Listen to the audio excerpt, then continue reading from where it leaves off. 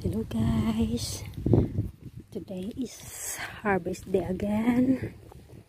Harvest ko na po ang apple kasi nangangahulog na po siya, sayang naman.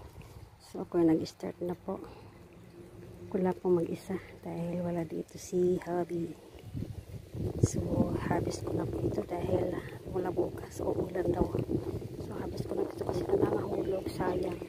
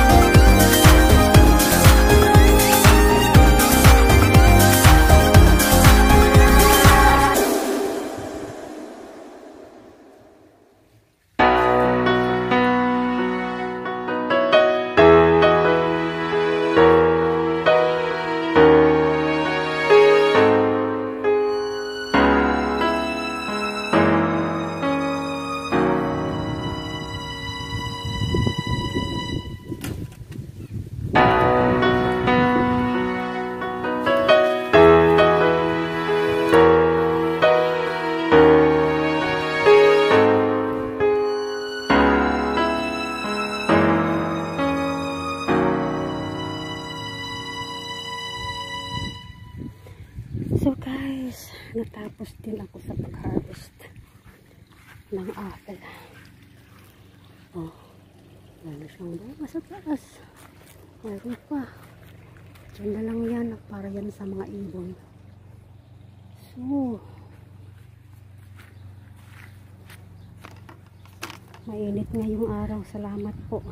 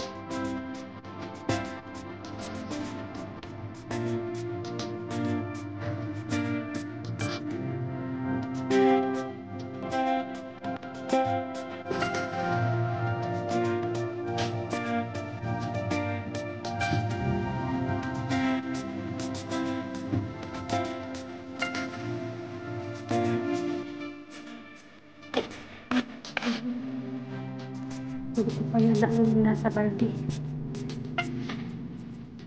Ito pa lahat. Ito pa lahat ang gustong apple. This year, marami na po nahulog. Marami na rin nasira. Kaya at least papano, ano ko na po siyang mga malaliit at malaki. So madami ito. I hope na kumain ang mag-ama ko nito. Dahil masisira lang talaga ito. Yung mga may konting sira na, gagawin ko rin apple cider. Ang dami ko na talagang nagawang apple cider this year.